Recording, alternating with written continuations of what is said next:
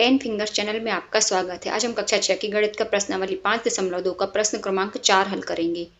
आप एक घूर्णन का कितना भाग घूम जाएंगे यदि आप पूर्व की ओर मुख किए खड़े हों और घड़ी की दिशा में घूमकर उत्तर की ओर मुख कर लें। तो आप लोग घूर्णन का मतलब तो समझ ही गए होंगे। एक घूर्णन बराबर होती हैं 4 दिशाएं। दिशाओं की संख्या कितनी होती है? 4। तो एक घूर्णन अर्थात एक चक्कर यदि लगाएंगे तो उसका अर्थ हुआ कि व्यक्ति ने चारों दिशाएं घूम ली। अब इसी को हम ऐसा भी लिख सकते हैं, 4 दिशाएं बराबर एक घूर्णन।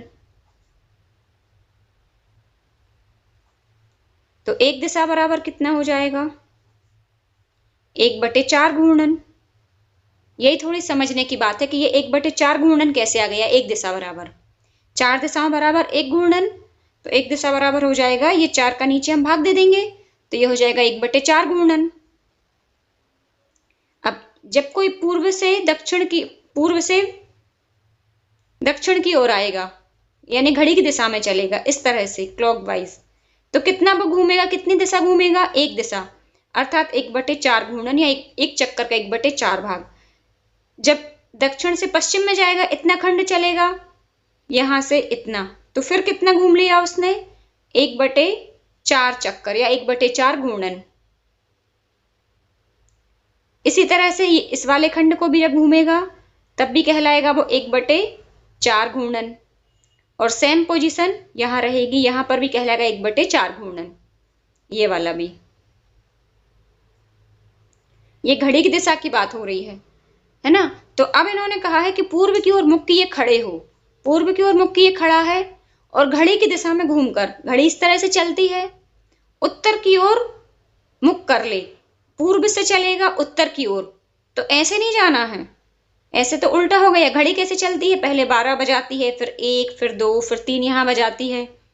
देखी है ना आप लोगों ने घड़ी कैसे चलती है? इस तरह से पहले 12 बजाएगी, फिर 3 बजाएगी, 6 बजाएगी, 9, फिर से 12, इस तरह से चलती है ऐसी। और जब पूर्व से कोई उत्तर की ओर जाएगा तो ये पूरा बड़ा वाला चक्कर लगाएगा उत्तर तक आने में। ऐसा तो कोई नहीं जाएगा उल्टा। यदि घड़ी की दिशा में जा रहा है तो ये पूरा इस तरह से ऐसा घूमेगा। तो यहां पर कितने दिशाएं हो जाएंगी? इसकी 3 दिशाएं हो जाएंगी। तो 3 दिशाएं बराबर कितने घूर्णन हो जाएंगे? 1/4 धन 1/4 धन 1/4। ये 3 हिस्से घूम लिए, ये वाला हिस्सा भी 1/4 है, ये वाला भी 1/4, ये वाला भी 1/4। तो जब ये हो गए तो इनका योग कितना हो जाएगा? एलसीएम लिया 4 आ गया, यहां हो जाएगा 1 धन 1 धन 1 अर्थात 3। ऐसा भी आप एक स्टेप और बढ़ा लीजिए, 4 एलसीएम ले लिया, 1 धन 1 धन 1 बराबर 3/4।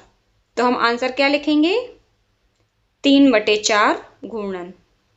इसमें आपको पूरा लिखने की जरूरत नहीं है कि पूर्व की ओर मुख किए खड़े हों और घड़ी की दिशा में घूमकर उत्तर की ओर मुख कर लें तो एक घूर्णन का 3/4 भाग घूम लेंगे। तो यदि आपको लिखना है, टाइम है तो लिख सकते हैं, लेकिन यदि हम 3/4 घूर्णन भी लिखेंगे आंसर में अकेला तब भी हमारा सही माना जाएगा। इसी का बी भाग है। बी भाग में प्रश्न में कहा गया है दक्षिण की ओर मुख किए खड़े हों और घड़ी की दिशा में घूमकर पूर्व की ओर मुख कर लें। ये है दक्षिण दिशा। दक्षिण दिशा में घूमकर पूर्व की ओर मुख करना, इतना पूरा घूमना है। कैसे घूमेंगे? घड़ी, आपके पास एग्जाम में घड़ी नहीं रहेगी, मैं बार बार बोलती हूं, तो आप बस इतना याद रखें, घड़ी इस तरह से चलती है, यहां से ऐसी क्लॉकवाइज। तो दक्षिण में खड़े हैं और पूर्व की ओर जाना है, तो ऐसा उल्टा नहीं जाएंगे। कैसे घूमेंगे? दक्षिण से पहले पश्चिम जाएंगे, फिर उत्तर जाएंगे, फिर जाएंगे पूर्व, इतना घूम लेंगे। तो ये वाला हिस्सा था हमारा 1/4 एक घूर्णन का, ये भी 1/4 था, ये भी 1/4 और ये भी 1/4। अब इसने कितने हिस्से घूमे हैं? 1 2 3 हिस्से घूमे हैं। तो हम यहां पर लिखेंगे 3 दिशाएं। 3 दिशाएं घूम ली इसने, तो ये हो जाएगा 1/4 धन 1/4 धन 1/4। यहां पर कितना हो जाएगा? 4 एलसीएम आ गया, 1 धन 1 धन 1, तो ये आ गया हमारा 3/4। तो हम यहाँ लिखेंगे आंसर में 1 घूर्णन का 3/4 भाग।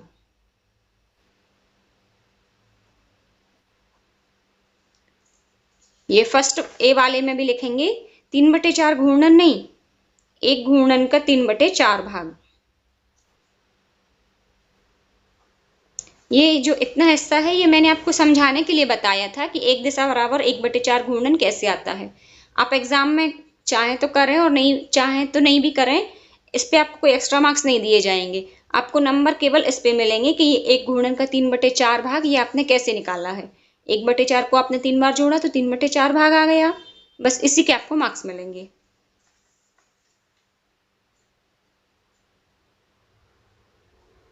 अब इसी का सी भाग है। इसमें हमसे कहा गया है पश्चिम की ओर मुख किए खड़े हों और घड़ी की दिशा में घूमकर पूर्व की ओर मुख कर लें। पश्चिम की ओर मुख किए खड़े हैं, पश्चिम ये है। अब घड़ी की दिशा में घूमे, घड़ी तो ऐसी चलती है, पहले उत्तर आएगा फिर आएगा पूर्व। ये इतना चक्कर लगा लिया इसने, आधा चक्कर। तो हम यहां पर लिखेंगे 2 दिशाएं। अब हर एक दिशा कितने होती है, 1/4 घूर्णन होती है। तो यहां पर 1/4 को हम 2 बार जोड़ेंगे क्योंकि इसने एक इतना हिस्सा कवर किया है और फिर इतना हिस्सा कवर किया है। तो ये हो जाएगा 2/4। अब इसको 2 से काट सकते हैं, 2 एकम 2, 2 दूनी 4, तो ये आ जाएगा 1/2। तो आंसर हमारा हो जाएगा 1 घूर्णन का 1/2 भाग।